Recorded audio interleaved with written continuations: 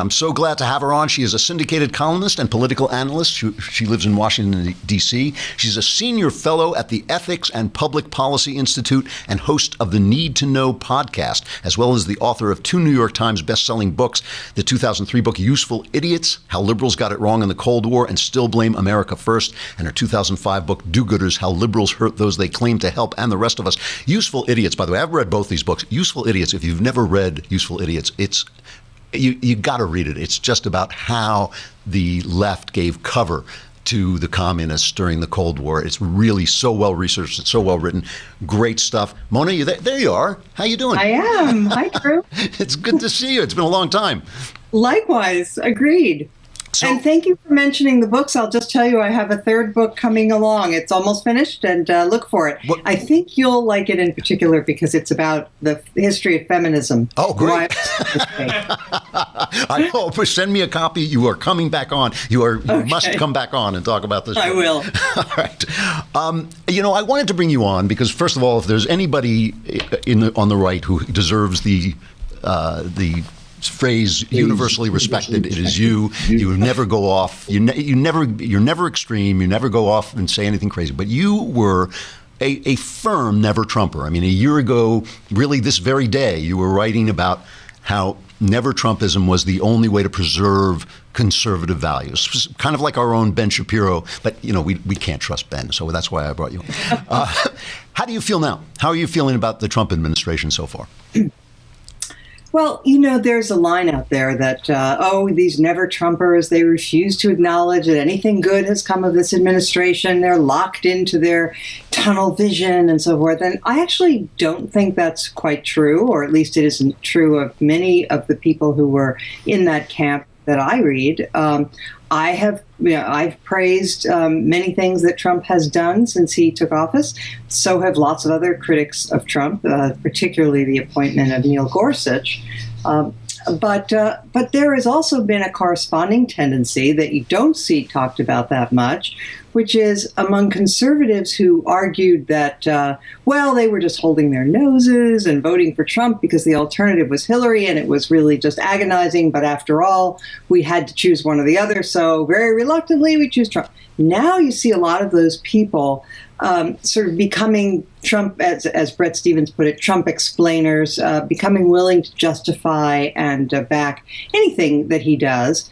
And so I resist both of those extremes, if you will, not to sound too Barack Obama-y, He always claimed that. Yeah, there's always a third way, right? The middle ground, But I do think that that the Trump administration still represents a threat to many things that I hold dear as a conservative. And if you like, I would like to propose an agenda that would be populist/conservative, although I resist the term populism completely. But where I think conservatives can remember their roots and possibly make connections with Trump and Trumpism, if there even is such a thing. And it would be this. I mean, let's look at the ways in which, as a government, because there are cultural things that are going on that are arguably a lot more important than what the government does, but government is not unimportant. If I were looking for a conservative agenda and an agenda that sincere conservatives would be advocating with Trump, it would be looking through the entire federal government and picking out anything that discourages marriage, that discourages work, that discourages savings and investment. Those should be our goals, because that is what has arguably held us back and arguably undermines the traits, the character traits, that are crucial for a self-governing democracy. But Trump, I mean, my reaction to Trump, and I'm sort of one of the people who probably would be accused of explaining Trump, having truly held my nose and voted for him because I thought Hillary was a genuine threat to the American experiment. When I accepted that Trump was basically a constitutional Democrat, like in his heart, I think he's kind of a Democrat. But the stuff that has happened, Gorsuch, the new slate of 10 judges he's proposed for the appellate courts, the rollback of regulations, things I never thought I'd live to see, basically. I've been kind of delighted with some of the things that's happening. Not all of them. But if George W. Bush had done as much as Trump had done, wouldn't we have glossed over didn't we in fact gloss over some of George W. Bush's left-leaning mistakes and his overweening, foreign policy? We all have a tendency to be tribal. We all have a tendency to want to defend our own side and attack the opposition. That's natural, and you can't really eliminate it entirely from the human heart. But you can attempt, at least, to be fair-minded.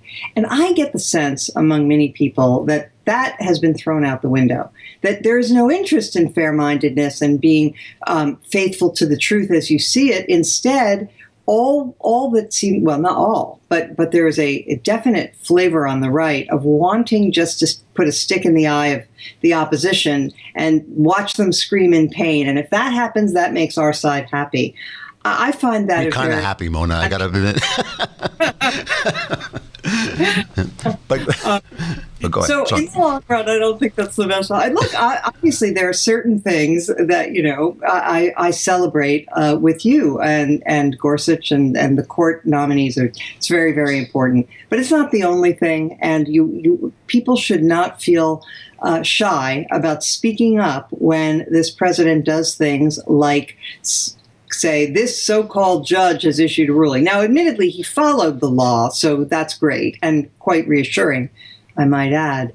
But when he lies, when he says, I'm going to release my tax returns and then doesn't, when there's evidence of really the kind of corruption which, let's face it, if it had been Chelsea Clinton over in China, as we saw Jared Kushner recently, selling visas to come to the United States for $500,000 contributions to his business. Imagine if Chelsea Clinton had done that, what people on our side would be saying. And so my plea is, don't become someone who just is blinded to your own side's faults and says, I'm going to overlook that and be, hypocritical. I think we should try to be straight and honest and call them out when they do really shameful things. That selling of visas, hard to imagine that how anyone could even begin to justify that. And what to your mind right now as we sit here, let's talk about it politically for a minute. What is the worst thing about the Trump administration as it's unfolding?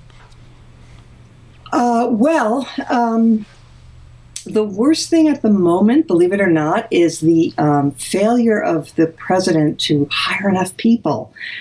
There are all of these federal bureaucracies that are sitting empty. They've got a cabinet secretary and nobody underneath, except then, nobody in those political slots. And so instead, what you have are the career people making all the decisions, basically, because just having a secretary is not nearly enough. You need to have that whole layer of political appointees who guide policy and make the decisions about regulations and about a lot of other things that affect our lives. And I've even heard some people in this administration saying, well, we don't need to fill all those posts anyway. Who needs more bureaucrats? But they're not bureaucrats. Those are the political appointees. That's worrisome. It's funny. It is worrisome, and I understand that. But The Guardian, a left-wing newspaper, did point out that if Trump were actually the fascist authoritarian that they feared he would be, the first thing he would have done was taken control of the machinery of government, and he hasn't even done that. There's that old saying, that if you're given a choice between two interpretations, one of which is conspiracy and the other is incompetence, go for incompetence every time. And so I think that's certainly the case here. But so I'm concerned about the fact that he hasn't filled these positions, and therefore reversing some of the things, some of the damage that Obama did, it may not happen. I mean, you only have so much time once you've been elected. The clock is ticking, and political opportunities, if not used, will be squandered. So I'm concerned about that. I'm also deeply, deeply concerned about the moral tone that this president sets and what it says about our side. When he says, in response to a question about Putin and Putin killing people, oh, what, you think we don't kill people? You think we're so innocent? That was the worst. That, to me, has been the lowest point of the administration so far. Yeah. Yes. Yeah. Just horrifying. It undermines our moral standing, and I think it corrupts our understanding of what America is in the world. Yeah. And it shows such a little appreciation on the part of our president for the country he is fortunate to lead. It was a dumb thing to say, and I said so at the time, and I agree. But let me, my last question, I want to push back from this other point of view, and this is the thing that has kind of been guiding me. I really do feel that the left has, the Democrats, not just the left, it would be one thing if it were just the left, but it's the Democrats, have lost the plot of American freedom. That when I look at the things that, for instance, Justice Breyer writes about the First Amendment and how it's not there to protect the speech of individuals, and how this whole corporate idea they have that it's there to create an atmosphere for democracy. These guys no longer believe in free speech. They no longer believe in gun rights. They really, I was reading a piece in the New Yorker, that Adam Gopnik piece, maybe the entire American Revolution was a mistake. I think that's where they're all headed. And it does seem to me that Trump, for all his flaws, and I certainly admit he has flaws, has put a doorstop in that movement. And I think that there's something to celebrate there, along with his big mouth and his occasionally ignorant statements. Can I get any hallelujah for that, or is it too happy? Well, I think, look, that struggle between their understanding of what it means to be an American and ours is going to continue with or without Trump. And I think that my own view is that Trump actually impedes that fight rather than helps us for a whole variety of reasons, some of which have to do with the quote that I just gave you.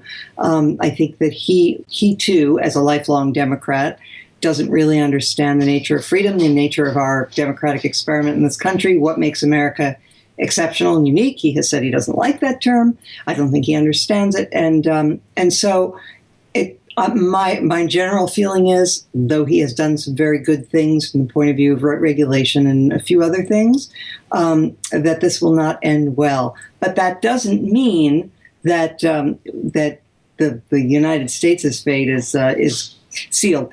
I hope that more and more people will see the logic of our arguments. I hope we'll make them in a way that doesn't repel people. I'm really disturbed by how polarized we've become. Maybe I'm nuts, but I still believe in persuasion. I still think there's a chance for bridge building and trying to find common ground, even though they drive us crazy. I still think it's worth the effort. I knew bringing you on would be a tonic, because you really do address these in a calm way, address these issues in a calm way. It's great talk. It's always great to see you. Where can people find your stuff? Okay, so they can read me on nationalreview.com. They can look up my columns as well as my podcasts on ricochet.com. And in just about a year, maybe less, I have a new book coming out, as I mentioned, about the feminist mistake. Oh, wow. I love it. Well, I'll definitely have you back on then, if not before. It's great to see you, Mona. Thank you very much for coming on. Same to you, Drew. Thank you so much. Bye-bye. Mona Charen, really, really nice, incredibly nice person, but also just an incredibly sane person, which, as we know in politics, is really difficult to find. All right, stuff I